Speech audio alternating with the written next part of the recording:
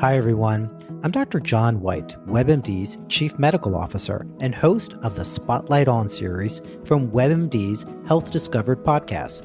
For this special two-part episode, you'll hear up-close and personal journeys about being diagnosed with a rare type of cancer, multiple myeloma. He looked at me. I have been his patient for more than 20 years. And he said, "This is really strange. You're an African American, age 57. I've never seen this before." This back pain that you're continually having with no signs of osteoporosis. No signs, exactly. And I didn't have any signs of osteoporosis in my family history. Listen to Health Discovered on the iHeartRadio app or wherever you get your podcasts.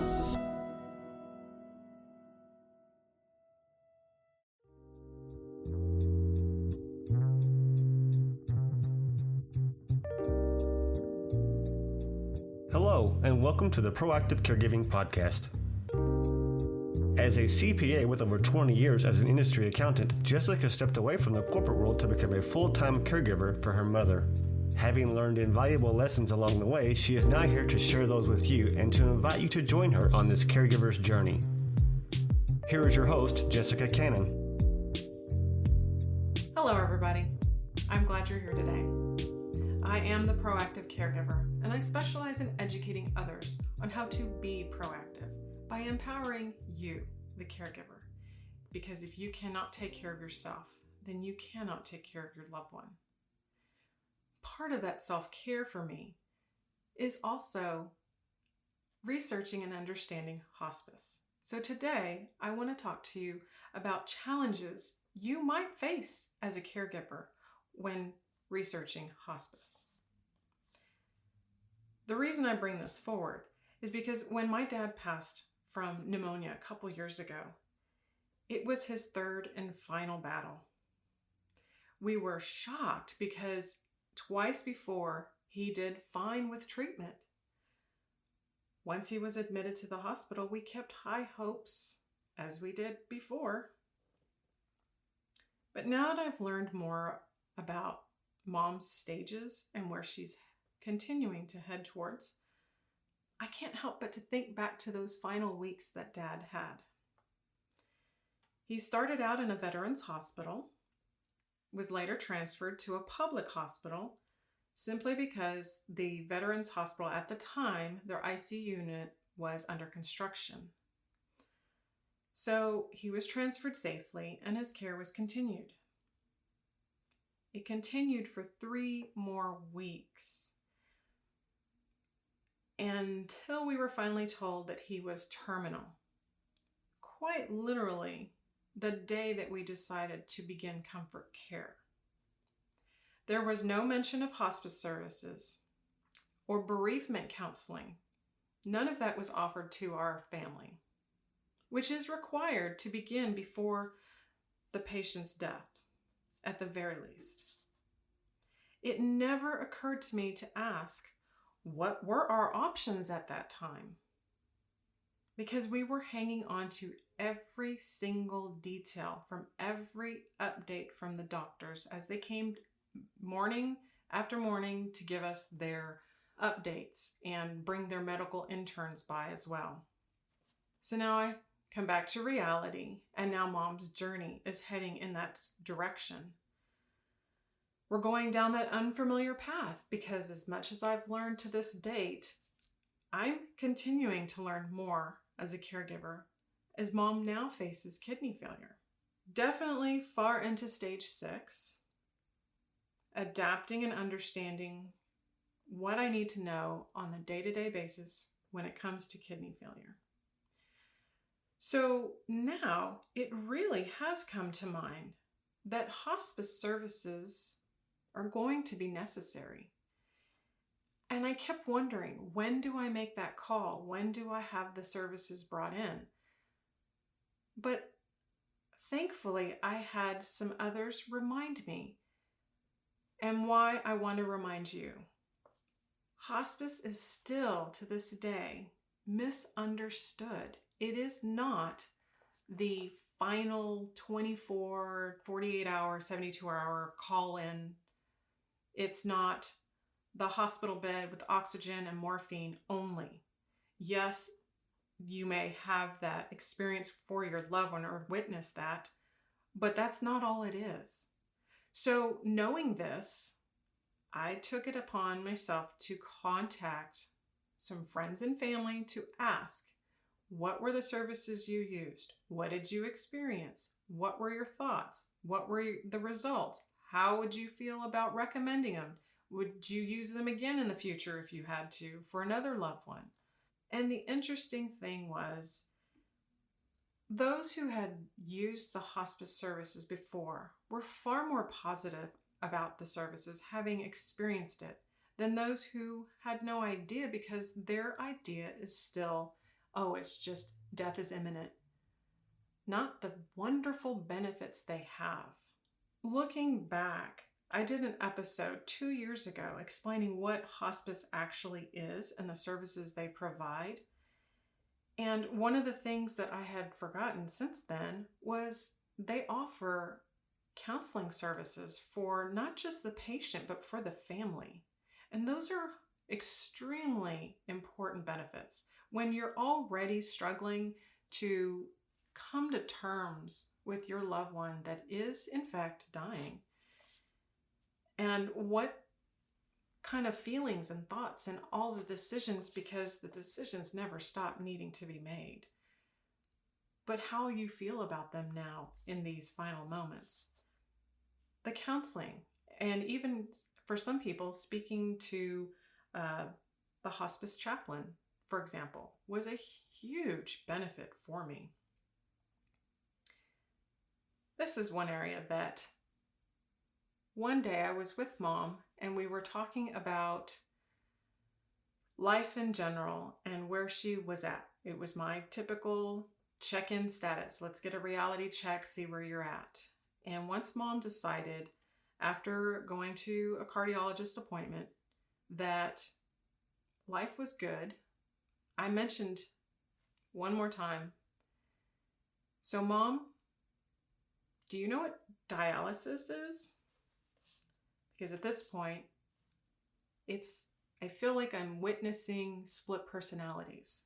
Sometimes she is the older young adult, and sometimes she's the sassy teenager, and sometimes she's the innocent little 5-year-old. And so I asked if she understood what dialysis is. And I got a very mature face and response of yes. I asked her again if she needed dialysis, would she agree to have dialysis? She shook her head and said, absolutely not.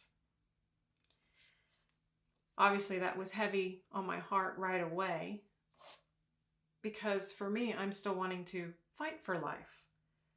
Fight with her, for her to fight for life. And still slowly coming to that level of acceptance that I'm not fighting for her life anymore. I'm fighting for her to have quality of life. And so when she agreed at this point that if and when she gets to the point that she needs dialysis, she is going to refuse it. She doesn't want it. Hospice will obviously have to be present because there are other details that I'm not going to go into. And those of you who have experienced your loved one in kidney failure, you know where I'm coming from. But at that point, absolute medical assistance needs to be in place. I felt it was better to get hospice started sooner than later. I wanted her to have the opportunity to benefit from the services as long as possible and adapt to new people coming to her room or being in her space. I was able to finally get her dental cleaning done the other day, and when I woke her up to say, it's time for your cleaning, she woke in a fright and jerked around the room, and there were all these individuals, and who are these people, and why are they here, and why are they in my room, what are they gonna do? And they were there just to take x-rays and do a cleaning and go on about their business. It was probably a 30-minute appointment at most, in the comfort of her own apartment. But that showed me that she needed time. She needed time to be able to adapt to new faces for new reasons, being in her space. I wanted to respect that as much as possible. When I started to look into this and getting feedback from friends and family, services that they've used, I took note of every single one of the hospice services they mentioned and started to slowly call them one at a time. I called one service that was shocking because before I even went into any details about Mom, just saying that she had kidney failure and she is going to need hospice service, their immediate reaction was, what is her social security number and Medicare number? They went straight to the business part of it. That didn't sit well with me. So I ended that conversation and went to the next one.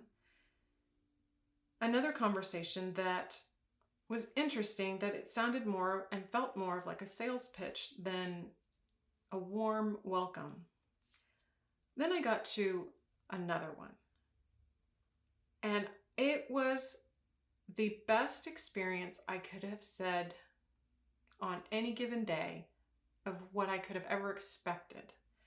This individual was so warm and welcome, but took the time to educate me.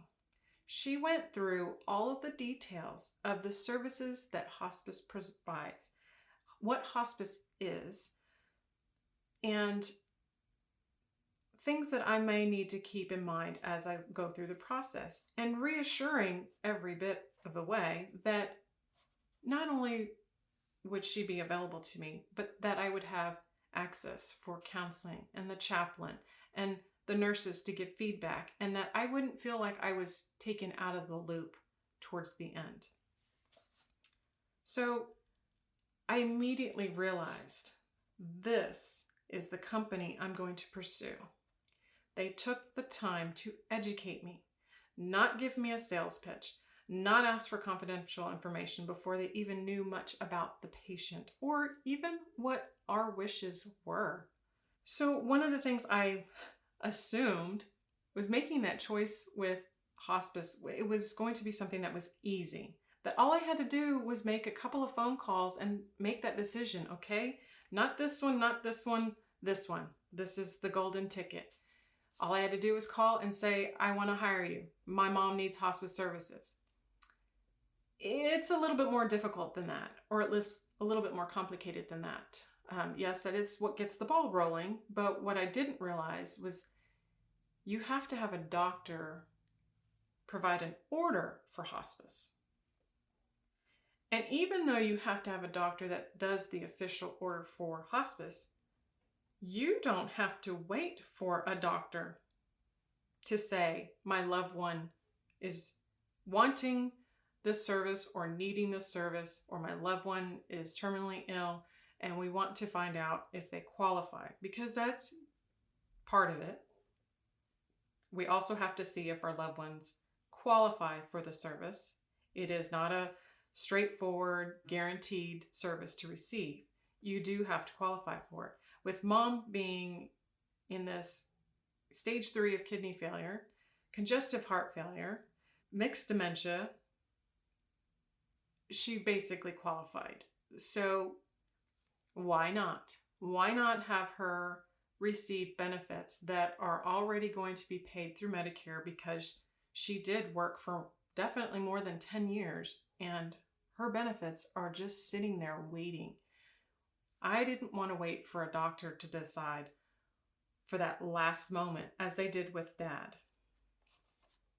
We went from being told at 9 a.m. with Dad on the day he passed that he is terminal, and we started comfort care at that point. But that kind of comfort care was for a terminal patient, and he had passed and took his last breath that night. We had so much more time the previous weeks where we could have had the hospice services. But the underbelly that I was speaking of is that doctors are not going to give that order because doctors don't understand all the benefits of hospice. Unfortunately, so many of us the word hospice equals death, or hospice and end of life, bad, negative, just because how you see and how you feel about death and dying may taint that idea of what hospice is trying to provide to you. Doctors don't have the full understanding of all the benefits of hospice, and they're not going to give you that order. Majority of them will not give you that order. Trying not to be all-inclusive, because from what I understood and what we experienced is that doctor, once they sign the order for hospice, is losing a billable patient. That's the business side of it. There's some doctors who understand it, who are extremely compassionate, who will tell you far in advance, you might want to consider this, you might want to start looking into these things, you might want to go in this direction, and oh, by the way, here are 3 choices. That's yet another area that is part of this underbelly. Because according to the federal law, as listed under the National Association for Home Care and Hospice, there is a patient bill of rights. And part of that bill of rights is the right for the patient to choose their care providers. A doctor may provide feedback and give recommendations for hospice services, but most must provide at least 3 options. At least 3 options. They can easily say, my favorite is this one, but there's also this one and this one that you can consider. If you don't already know of any, family members or friends that have gone through this situation, so if you don't have a background to pull from. But they're not allowed to tell you what they want your choice to be. They cannot sit there and say, I will sign your hospice order if you go with this hospice service, the one we recommend. That in itself is against the law. It removes your patient choice and is absolutely in violation of your patient rights. So keep that in mind when it comes to choosing a hospice service. You have the choice. With doctors, hospitals, and any assisted living community, you as the patient have the right. If you're the medical power of attorney and your loved one is not able to be part of this decision and make the choice with you, you still have the right to make that choice. And once you do make that choice, you're not stuck with the company you choose. Because if you by chance go with a recommendation and you're not happy with them later, well, guess what?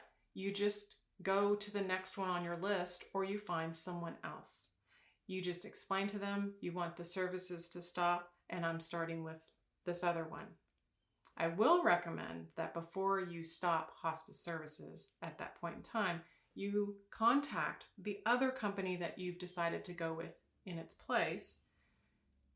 Have them set up everything that needs to be set up, sign all documentation that needs to be signed, so that if it's a matter of setting up a home, for example, or the person's bedroom in their community by chance, that they have a chance to come in and make this transition as seamless as possible. Because one of the concerns I had was, what if I choose this company? What if I choose the wrong company? Because there are several, and I'm talking hundreds of hospice companies that are in our area. So how do I choose one?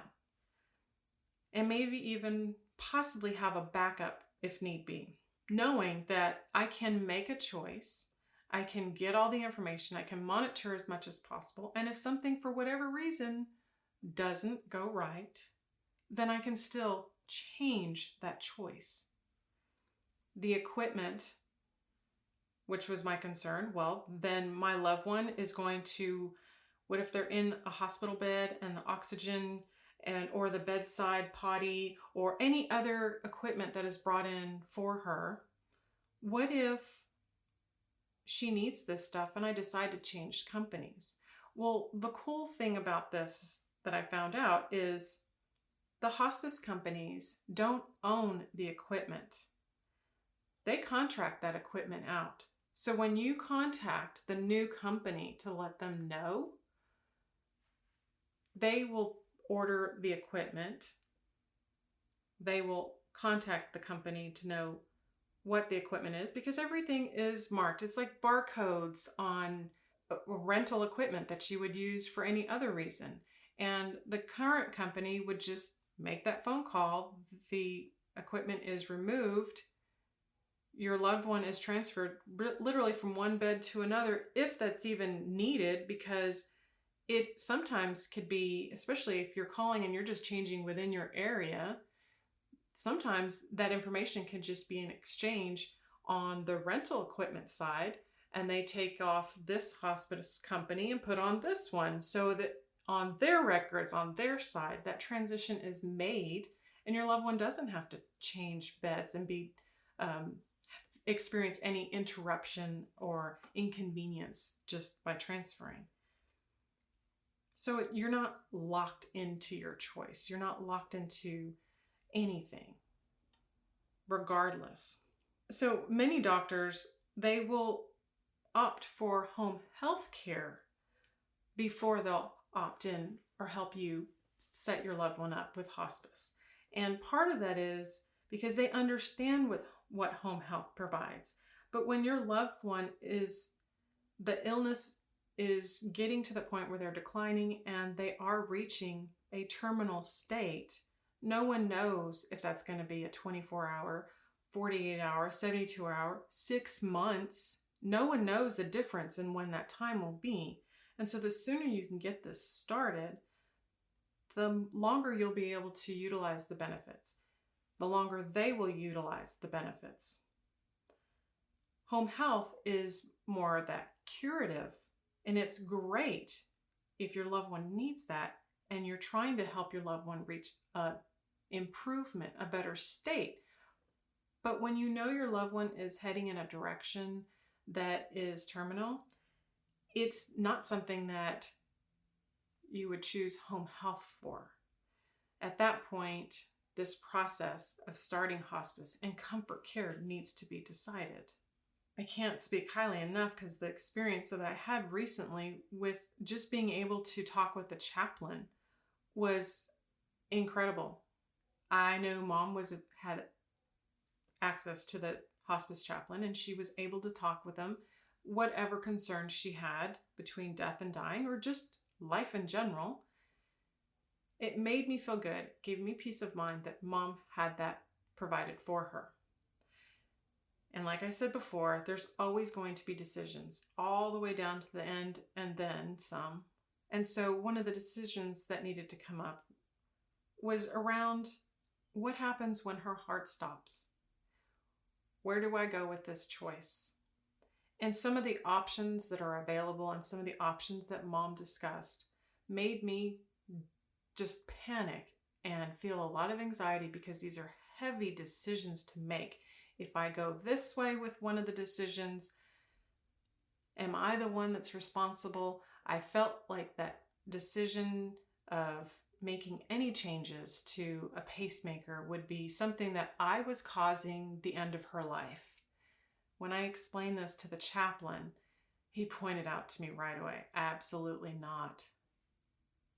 Regardless of what changes she requests or what changes are made, that's more of a gift to her to fulfill her wishes, and that I in no way am making changes and just answering decisions for her that would cause a death. And of course, reminding me that when it's her time, it's her time. It's not something I can do. It's not something I can ask for or say. It's something that is outside of me. And just having that conversation with him reminded me, okay, I can make this decision. I have all the necessary information. My conscience has been relieved, and he put it in a different perspective to help me go on with making these heavy decisions for Mom. That's something we didn't get the opportunity with Dad when he was in the hospital. Trying to keep the hope of your loved one that has an unknown, like his was pneumonia and it was his third time. There was that feeling of hope, like he's going to survive this. He's going to come out of this. He's done this twice before. There's not a problem. But at some point, when x-rays are taken of lungs and it's more than obvious, waiting to that last moment just didn't seem fair, because the shock that hits in that moment, in that day, the grief that comes in, it's a lot harder to cope with and deal with at that point in time.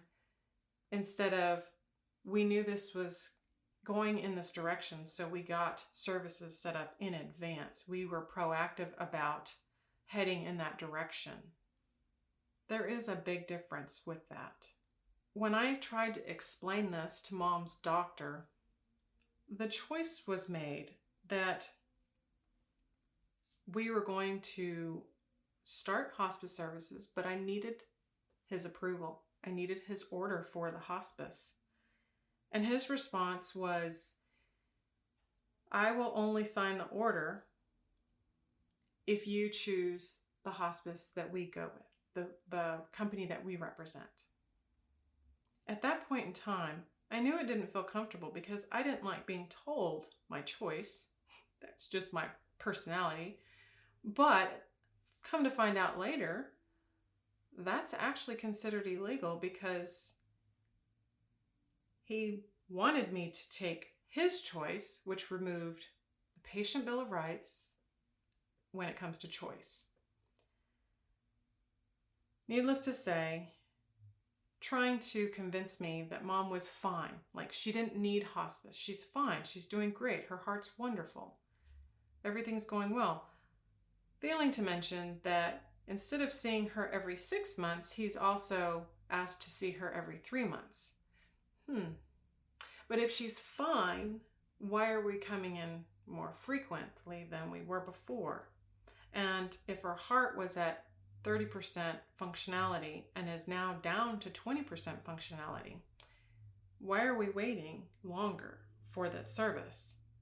Then it dawned on me, if Mom goes on hospice and he's no longer being able to treat her, he loses a billable patient.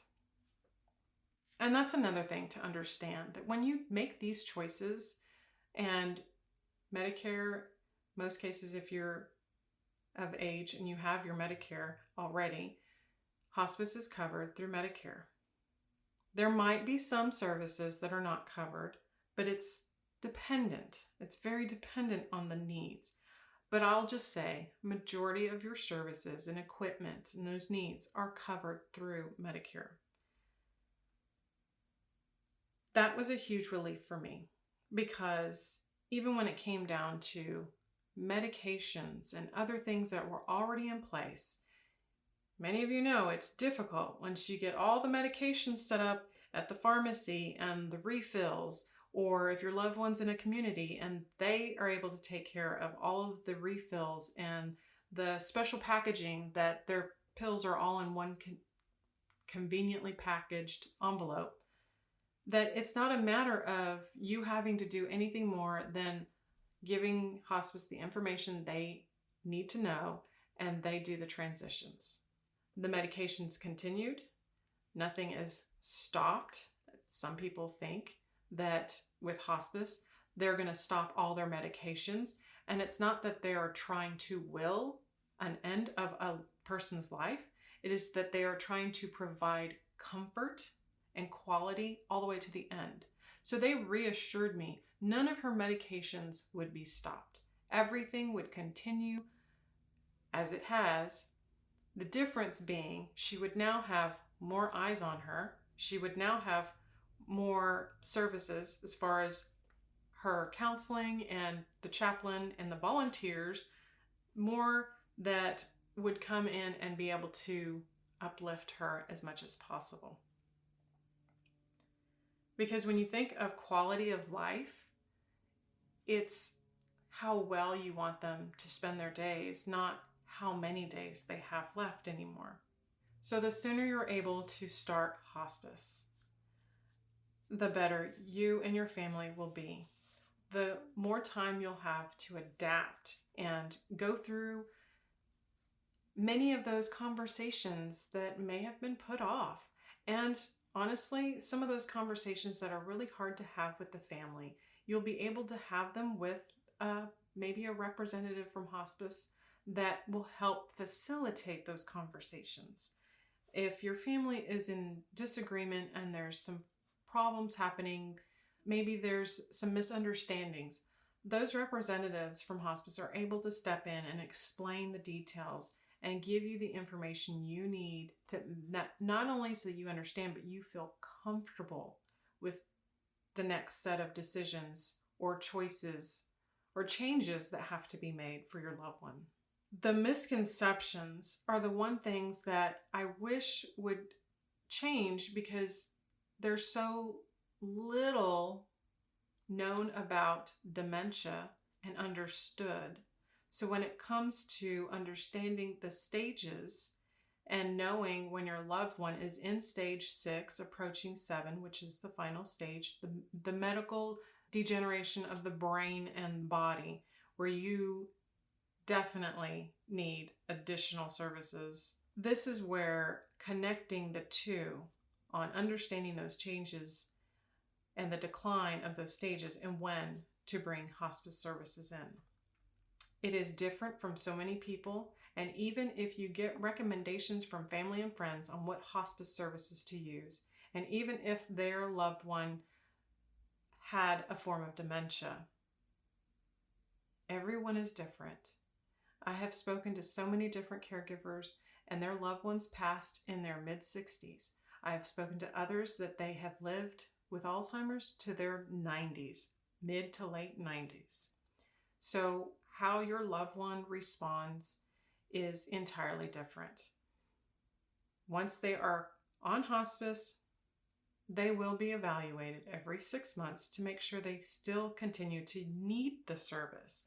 But if your loved one's declining rapidly, they're most likely going to continue to qualify. And when I asked, what happens if mom falls and breaks a hip and has to go to the hospital? Because that's always the scenario everybody's worried about, breaking a hip. Or at least that's the one that comes up the most. The quick answer to that is they would get unrolled from hospice. Their insurance benefits they're still on their Medicare insurance that never went away. The status would change. They go back to their normal insurance status so that they could be treated. And as soon as they're discharged from the hospital or rehabilitation center, they go back and requalified for hospice yet again because their status most likely has changed and has obviously worsened. That was a relief to me to know that mom would continue to get whatever service she needed and not be in a position where she'd go without just because there's this change of insurance.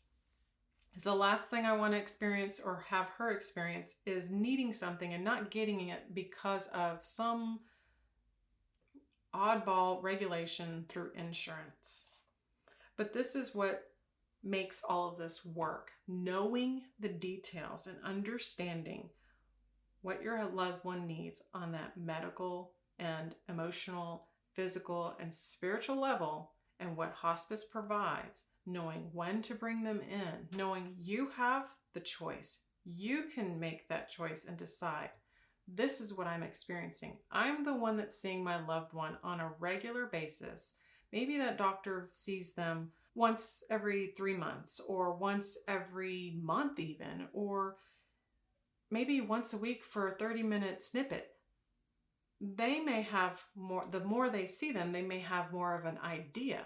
But if they're not seeing them as often, and you have been seeing your loved one day in, day out, and you know the diagnosis and you know where it's headed, there's nothing that's going to stop you from saying, I think it's time.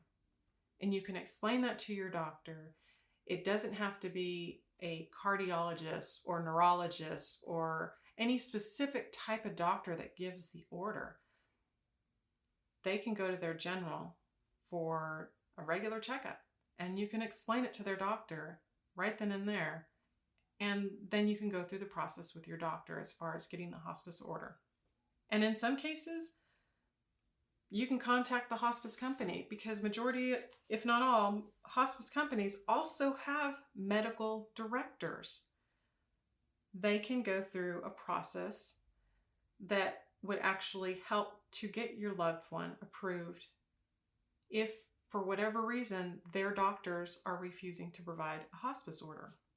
Going through this is no easier than any other choice you make. And like many other things, the more you know, the more knowledge you have, the easier these choices are to be made. They still weigh heavy on my heart, but my mind is more at ease knowing all the details of how this works and what I should be aware of. What starts and what stops? Where do those levels start and stop? And who is required to do what service? Do they piggyback off of each other? And by saying that, I mean, does hospice work with the community staff and vice versa? And that's all unique to every situation and every community and how that works. But knowing this information, it helps me to step in and make those decisions. And it's just one of those things that is obvious to me that hospice is not understood well or seen as the end of life still, and not the benefits that they also have, is because so many people, when I started to explain that mom is now on hospice, I right away got the, oh, I'm so sorry.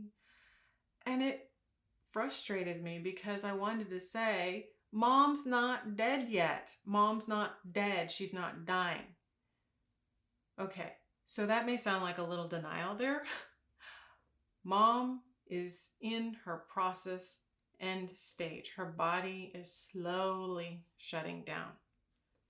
But she's not dying in 24 hours. She's not dying tomorrow. She's not, God forbid she doesn't have a heart attack, but you see what I'm saying. I got so many condolences just by saying mom's on hospice. And I found myself turning around right away to say, well, no. It's a good thing. Because what some have heard, that once their loved one goes on hospice, they seem to perk up. They improve. I saw that with mom. As soon as she was on hospice, she seemed to perk up and improve. Why? Because she had so much more interaction than she had prior to.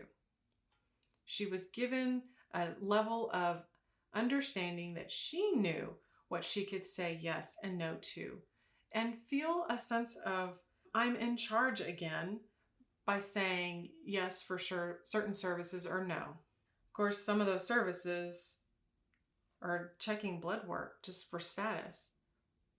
She is able to say, no, I don't want my blood drawn anymore. And that's respected. It doesn't help us knowing details by not having that, but that is respected. And she feels good about that. And that's what matters for me at this point. A few misconceptions I want to kind of point out real quick is one being that once you're on hospice, you can't get aggressive work done anymore. That's not the case, because what hospice stands for is comfort. And if there's a certain surgery or something that needs to get done, it is done. If the patient is wanting it and the patient is needing it, then it can still get done. It's like I mentioned, they go through the whole insurance change of getting them off of hospice, letting them do their procedure, and then they would requalify. But that doesn't mean just because you put your loved one on hospice that they can no longer have major procedures done. Another one is once you choose a company, you're stuck with it. You are not. You can always choose a company and change your mind within 2 weeks, or you can change your mind within 6 months, or however you decide. Even if you choose a company and you get them set and in 48 hours you've decided, I'd rather not, it's still your choice. Please keep that in mind. Hospice services and choosing providers is your right to choose. Also, hospice does not own their own equipment. Majority of the companies out there do not own their own equipment. So if your concern of switching companies is the change of equipment and what's in place, don't let that be your deterrent, because they know what needs to be done. The new company that you're seeking knows what needs to be done. And so all you again have to do is make the choice and they make it happen. Another misconception is people who have DNRs do not resuscitate. Some people are afraid that if their loved one has a DNR and they transition to hospice, that means they're not going to save their loved one. And that's not true. If you think about this, when a brain is deteriorating from dementia specifically, it's no longer able to tell the rest of the body how to heal or to heal at all. So if your loved one is in life or death situation and CPR is performed, when it's done correctly, you can expect ribs to be broken. Your loved one will be in far worse status if that takes place. So it's not that hospice is going to allow your loved one to die. They are respecting the legal right that your loved one asked for as a DNR. And so it's not that they are going to die once they go to hospice.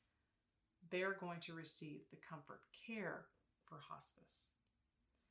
If you want to help your loved one go through the end of this and understand they have a DNR, they sign the DNR, they want that, then don't discourage yourself by going through this hospice situation, because having CPR done correctly is not going to leave them in a better situation than if you just acknowledge they have a DNR and let them go.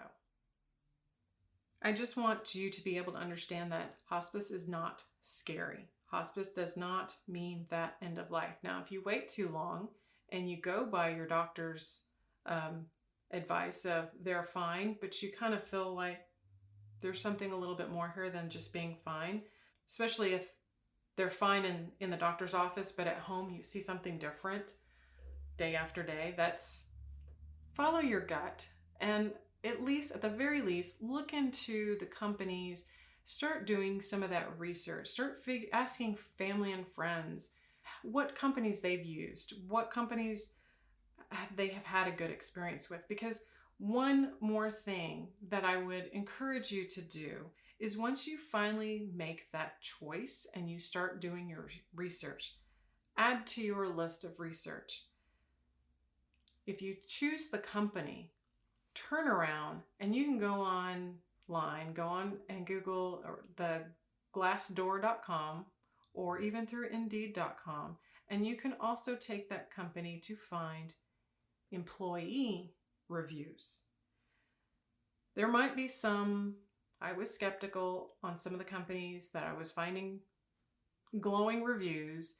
And after reading through several of them, some of them seemed too vague. And I thought, okay, those are planted customer reviews. And some of them were very heartfelt and clearly detailed that someone actually experienced a good service. It made me feel good. But when you go to that company on glassdoor.com or indeed.com and you get to see the other side of those reviews from the employees, that's one of the things that I did for Mom, because I realized if I'm seeing employee reviews that are basically explaining what I would call the disgruntled employee, overworked to extremely high caseload, long hours, regardless of pay inequalities or issues. I don't want that type of group, that type of environment, that type of toxic energy to come around mom. So that was another deterrent for me as I researched and found my own gauge of the referrals I received. That's great that they experienced a wonderful time, and even others that maybe at that time that they experienced something bad, that might have been a different care team involved, a different group of people that are maybe by chance no longer there, because I don't believe once a bad apple, always a bad apple. But once you get into the details, you can probably call every company that you would like to interview and ask some very specific questions. And some of them may not have all the answers for you. Some of them may not want to answer those questions. So when you go and you look online and you find these other employee reviews, you're going to get some of a different perspective that you wouldn't get on cold calling these companies to ask, what's your average caseload for your hospice providers?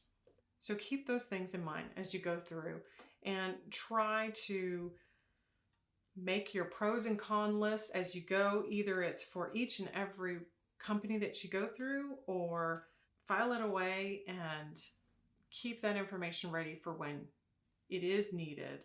But it's never too early to look into that information. Keep that in mind, because when the time is needed, you'd rather have had that research and you can pull that information out than to be in that emergency situation, panicked and unable to make good decision or feel comfortable with the decisions you've made overall. This is never an easy thing. Each stage we go through, each step we do for our loved one, it is yet another challenge. It is more information that we have to learn as caregivers. It is more of that acknowledgement that you, the caregiver, have become your loved one's advocate, and it doesn't end stage by stage. It just continues, and you're in a new environment to where you have to learn yet another area. And so I encourage you to look into hospice sooner than later and learn that information. Thank you for taking the time with me today. I hope this gave you a lot more food for thought. Until next time, be proactive. Take care, everybody. Thank you for joining us today. We really hope you've enjoyed this episode. To learn more about proactive caregiving and to hear other episodes of this podcast, please visit www.jessicalazelcannon.com. This podcast is produced by Cannon Light Media, LLC, www.cannonlightmedia.com. Music provided by Chris Paradise.